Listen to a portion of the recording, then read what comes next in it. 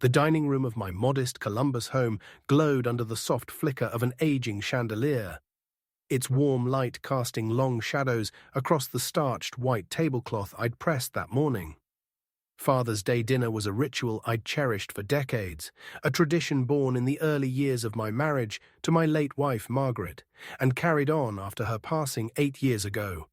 The table was a labor of love, a golden brown roast chicken, its skin crisp from hours in the oven, creamy mashed potatoes flecked with chives from my backyard garden, steamed green beans glistening with a touch of butter, and a cherry pie, its lattice crust still warm from the oven, filling the air with a sweet, tart aroma. My daughter Sarah sat across from me, her auburn hair swept into an elegant updo, her laughter bright as she leaned toward her father-in-law Charles. Around us, the family filled the room with the comforting hum of conversation. My sister Beatrice, her son Michael, his wife Anna, and my grandson Ethan, whose teenage sullenness softened slightly at the promise of dessert. "Daddy, here's your gift," Sarah said, her voice laced with a teasing lilt that didn't quite mask its edge. She slid a crumpled lottery ticket across the polished oak table, her manicured nails catching the light. "If you hit the jackpot, don't forget we split it 50-50. Her laugh was sharp, a performance for the table, but it landed in my chest like a shard of glass. I caught the ticket, my calloused fingers scarred from 30 years at the auto shop, smoothing its wrinkles against the tablecloth. $2. The numbers stared up at me. 9, 16, 25, 37, 44, Powerball 20. They seemed to blur as I processed the moment, my heart sinking under the weight of her casual dismissal. "Very thoughtful, Sarah," I said, forcing a smile that felt brittle, as if it might crack under the strain. My voice was steady, but inside I was reeling. $2, a gesture so small it bordered on mockery, especially compared to what was coming. "Oh, hold on," Sarah interrupted, her eyes sparkling with theatrical excitement. She reached beneath her chair and produced a sleek velvet-lined gift box, its satin ribbon shimmering under the chandelier's glow. The box alone looked like it cost more than my weekly grocery budget, a symbol of a world I'd never inhabited. "I haven't given Charles his gift yet." Charles, Sarah's father-in-law, sat up straighter, his tailored navy blazer and crisp white shirt catching the evening light streaming through my lace-curtained windows. He carried the effortless confidence of a man who'd never worried about a utility bill or a car repair.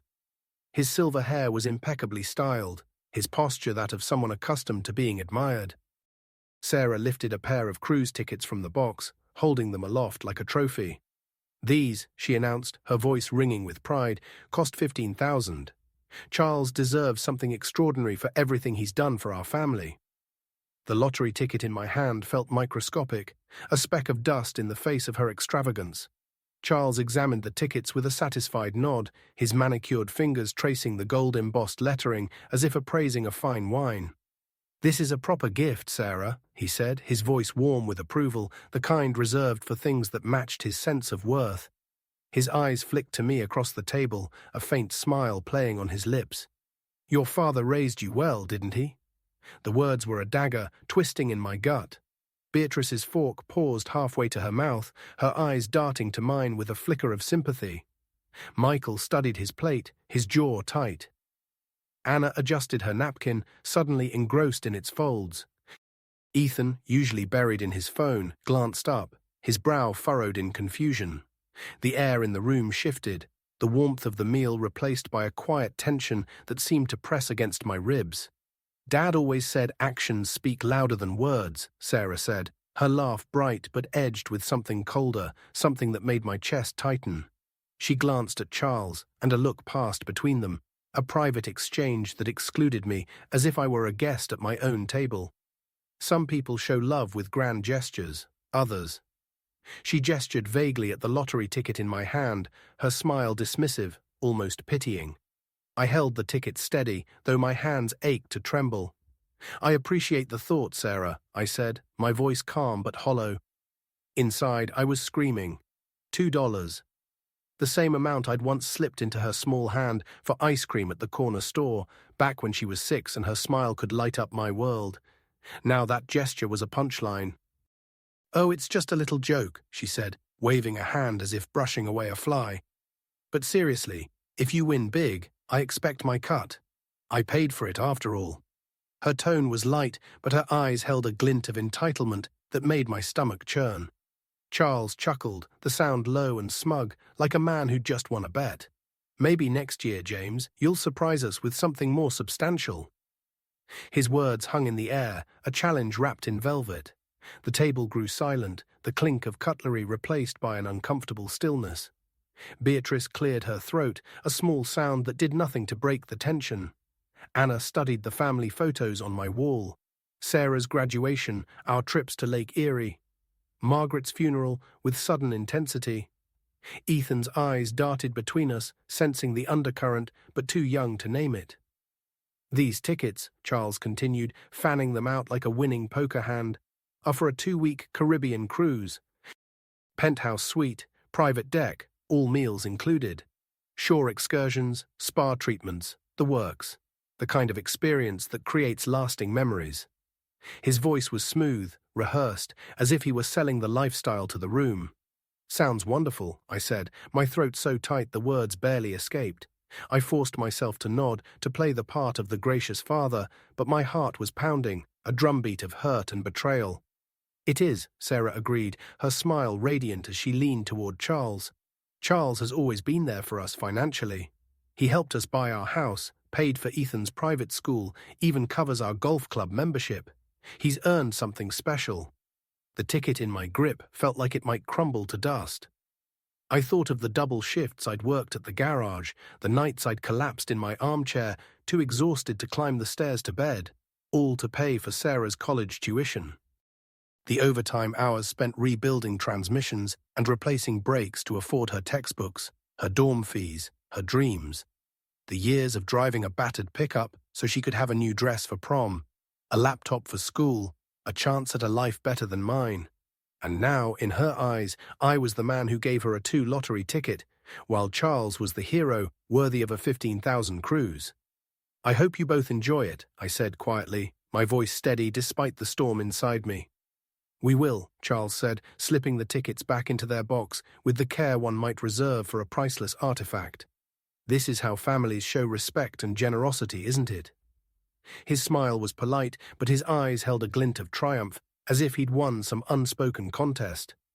The conversation moved on, shifting to Ethan's school projects, Beatrice's book club, Michael's latest work trip. But I stayed locked on the ticket, its numbers burned into my mind. 9, 16, 25, 37, 44, Powerball 20. A $2 joke, a symbol of how little I meant to the daughter I'd raised. After dinner, they left quickly, car doors slammed, engines roared, and voices faded into the summer evening. I remained at the table, the ticket beside my empty coffee cup, the house settling into its familiar silence. The photos on my walls, Sarah as a toddler, her high school graduation, her wedding felt like relics of a relationship that had slipped away. The chandelier's light dimmed as I switched it off, leaving me in the dark with my thoughts. Morning light filtered through my kitchen window, painting the worn linoleum floor in soft gold. I sat at my small table, my laptop open to my bank's website, a ritual born from decades of careful budgeting. As a young father, I'd counted every penny to keep the lights on and food on the table. Now, as a retiree, I guarded my modest savings with the same vigilance, knowing how quickly life could upend even the most frugal plans. My finger traced the transactions on the screen. Electric bill, 87. 42, grocery store, 63, 19, hardware store for garden supplies, 22, 75, everything was accounted for, everything expected, until I reached a line that made my coffee turn to ash in my mouth. Luxury travel services, 15,000. E0. I blinked, certain I'd misread. The charge was dated a week ago, a Thursday when I'd been home, weeding my garden and fixing a leaky faucet. I hadn't been near a travel agency, hadn't planned a trip in years. My heart began to race as the realization hit me like a physical blow. Sarah still had access to my account. Years ago, after Margaret's death, I'd added her as an authorized user for emergencies, a precaution in case I was incapacitated. I'd forgotten about it entirely, trusting her implicitly.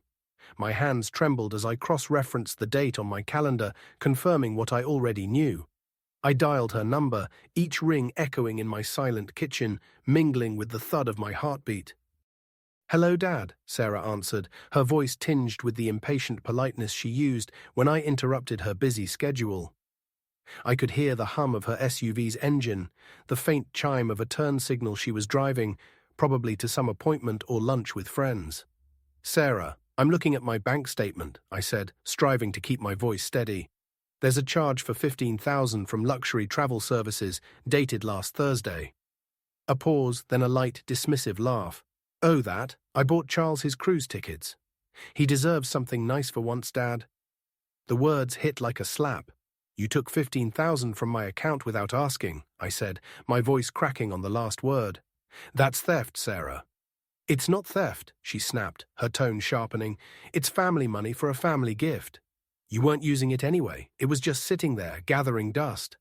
"Sarah, that's my savings," I said, my voice rising despite my efforts to stay calm. "I worked for that money. I earned it." "And Charles has been there for us," she countered, her voice cold with conviction. "He helped us buy our house, paid for Ethan's private school, covers our golf club fees. This is just returning the favor. You've never understood what real generosity looks like, Dad." "I raised you," I said, my voice barely above a whisper. "I worked double shifts, 60-hour weeks, to put you through college. I went without so you could have everything you needed. And Charles helped us move beyond that," she interrupted, her words slicing through me. "He's shown us what success means, what it looks like to live well, to give meaningful gifts instead of lottery tickets." Her voice dripped with disdain, and I could almost see her rolling her eyes. The cruelty of her words left me speechless. This was my daughter, the little girl who'd once fallen asleep in my lap while I read her bedtime stories, the teenager who'd sobbed in my arms when her mother died, the young woman who'd called me her hero at her college graduation. Now she was a stranger, dismissing my life's work as if it were nothing. "Sarah, are you there?" I whispered. "I'm here," she said, her tone impatient. "Look, Dad, I know you're upset, but think about it rationally. Charles earned this. He's successful. He's contributed to our family's well-being. He deserves recognition." "And what about what I've done?" I asked, my voice breaking. A pause, longer this time. When she spoke, her voice was colder than I'd ever heard it. "You did what fathers are supposed to do. Charles went above and beyond." The line went dead, the dial tone a funeral dirge in my empty kitchen. I set the phone down, my hands shaking so badly I nearly dropped it. The same hands that had held her as a baby, taught her to ride a bike, clapped at her recitals. I walked to the counter and stared at the lottery ticket, still lying where I'd left it after dinner. $2, bought with my own stolen money, tossed at me like scraps to a stray dog. The irony was so bitter it almost made me laugh. Instead, I grabbed the ticket, crumpled it in my fist, and marched to the kitchen trash can. It made a satisfying thud as it hit the bottom, joining coffee grounds, vegetable peels, and empty cans, a fitting grave for a gesture that had revealed my daughter's true feelings. The house felt suffocating, the walls closing in with the weight of her betrayal. I grabbed my faded denim jacket and headed out, letting my feet carry me down the familiar streets of my neighborhood. The morning air was crisp, filled with the sounds of suburban life, lawnmowers humming, children laughing, neighbors calling greetings across picket fences. Mrs. Thompson, tending her rose garden, waved with a smile. "Beautiful morning, James." "It is," I lied, forcing a nod. I passed the Wilson house, where Tom was teaching his grandson to throw a baseball, their laughter carrying on the breeze. I remembered teaching Sarah the same way, her small hands gripping the ball with fierce determination, her face lighting up when she made a perfect throw. When had that changed? When had my sacrifices become something to scorn? My phone buzzed with a text from Sarah. "Talk to Charles. You're overreacting. That money wasn't doing anything. We'll pay you back when we can, maybe for Christmas. XOXO." The casual dismissal, the vague promise of repayment, the insincere affection. It was too much. I deleted the message and kept walking, the streets wrapping around me like a familiar blanket, though they offered little comfort. 3 days later, I was stirring scrambled eggs in my cast-iron skillet, the sizzle a small comfort in the quiet morning, when my phone shattered the silence.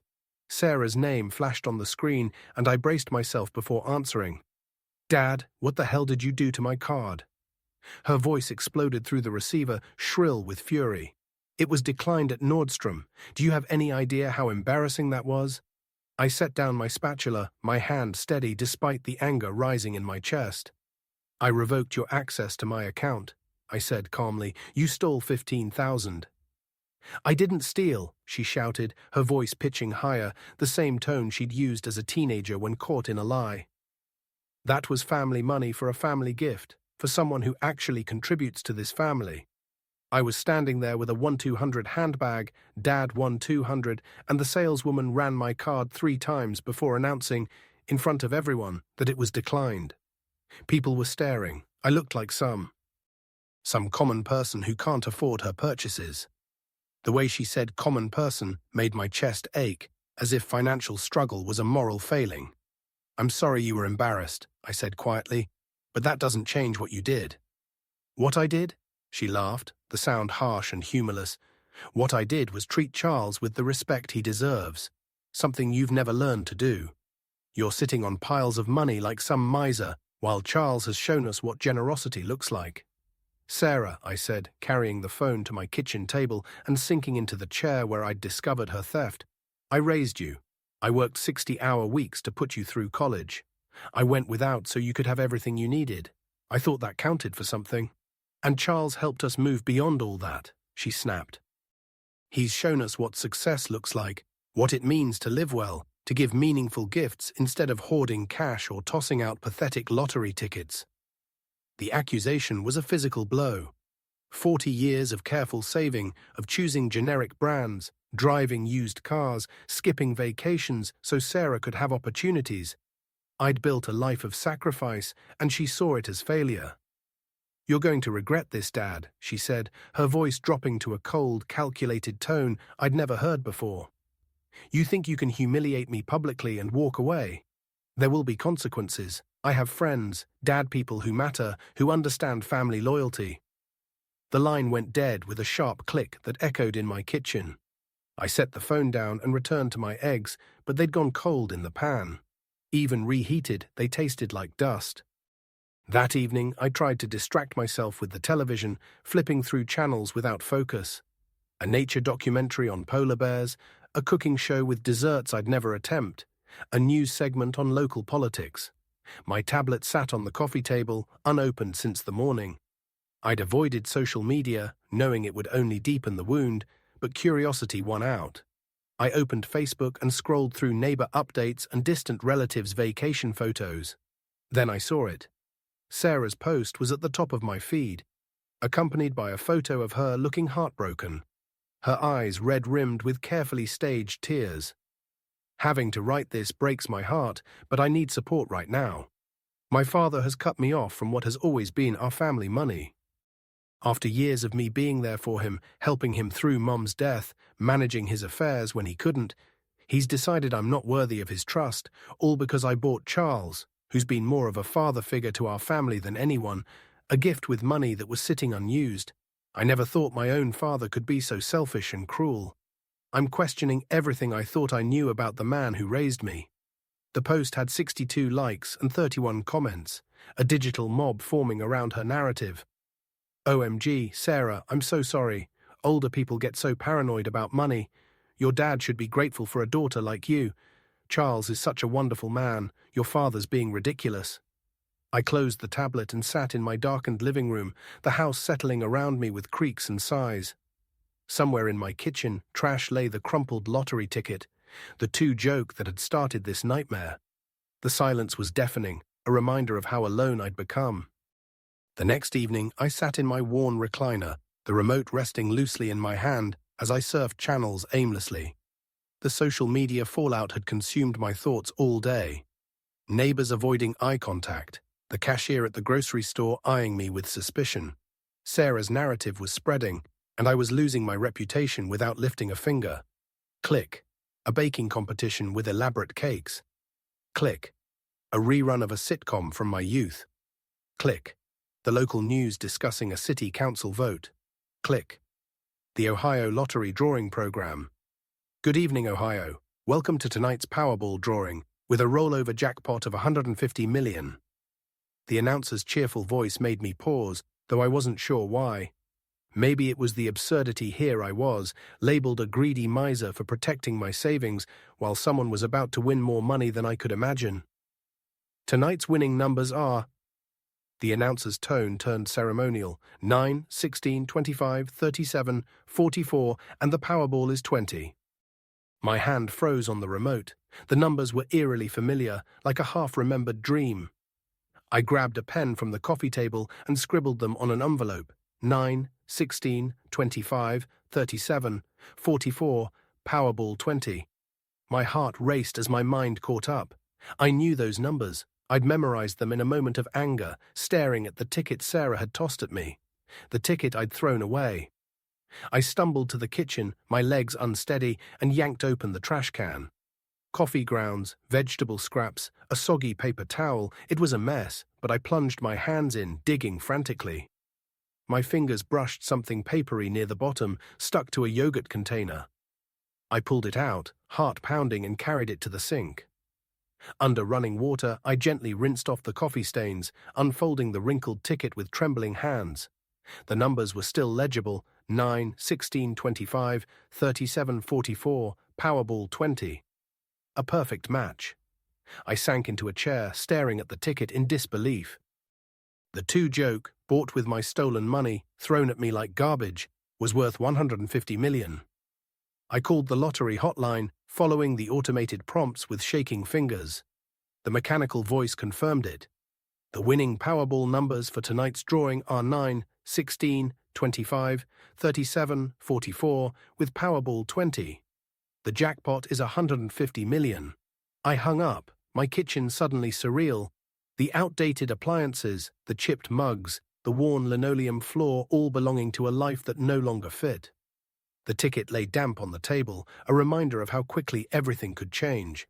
The Ohio Lottery Commission's offices in downtown Columbus were imposing, all glass and steel, under a gray March sky. Security guards patrolled the entrance, and the air inside carried the weight of serious business. I clutched the ticket in a plastic sleeve, my palms sweating despite the cool air. Mr. Carter, a woman named Linda Hayes, the lottery official, greeted me with a professional smile. This is quite a story, finding it in your trash. Threw it away in anger, I admitted, my voice rough. My daughter bought it as a Father's Day gift, but it's complicated. Linda nodded, her expression neutral as she placed the ticket under a specialized scanner. We see all kinds of stories here. The important thing is verification. She paused, her eyes on the screen. I'm happy to tell you, Mr. Carter, this is a winning ticket. The words echoed in the sterile office. I gripped the chair's armrests, afraid I might float away. However, Linda continued, our verification process for prizes this size takes 48 hours. We'll confirm authenticity, prepare legal documents, and arrange the payout. You'll need to decide between a lump sum or annuity, and we'll discuss tax implications. I nodded numbly, signing forms, providing ID, barely processing the flood of information. By the time I left, my head was swimming, but one truth was clear. I was worth 150 million. The drive home blurred past familiar streets that felt foreign. The corner store where I bought my coffee, Mrs. Thompson's rose garden, the elementary school where Sarah learned to read, they belonged to someone else's life. I'd been home an hour when Sarah's SUV screeched into my driveway. She burst through the front door without knocking, her face flushed with excitement. Dad, I heard about the lottery. Someone at Charles's office knows a guy at the commission. They saw your name. We're millionaires. Remember, half is mine. I sat at my kitchen table, the lottery paperwork spread before me like evidence. Hello, Sarah, I said, my voice calm. Don't hello me. She vibrated with energy, pacing the linoleum. Do you realize what this means? Half, Dad, that was the deal. Everyone heard me at dinner. It was a gift, I said. You gave it to me. You can't take back a gift. Her face hardened. We had an agreement. Witnesses, Dad, legal witnesses. You can't cheat me out of what's mine. You bought it with money you stole from my account. I said quietly. You threw it at me like it was nothing. There was no deal. Stole? Her voice rose to a shriek. I used family money for a family purpose, and now you're trying to rob me. I'll sue you, Dad. I'll prove that ticket's mine. She stormed out, slamming the door so hard the windows rattled. I listened to her SUV peel out of the driveway, then looked at the paperwork, the numbers confirming my win. 150 million. All I felt was exhaustion. By morning, Sarah's social media campaign was in full swing. Her Facebook post, time-stamped at 6:32 a.m., was a tearful plea.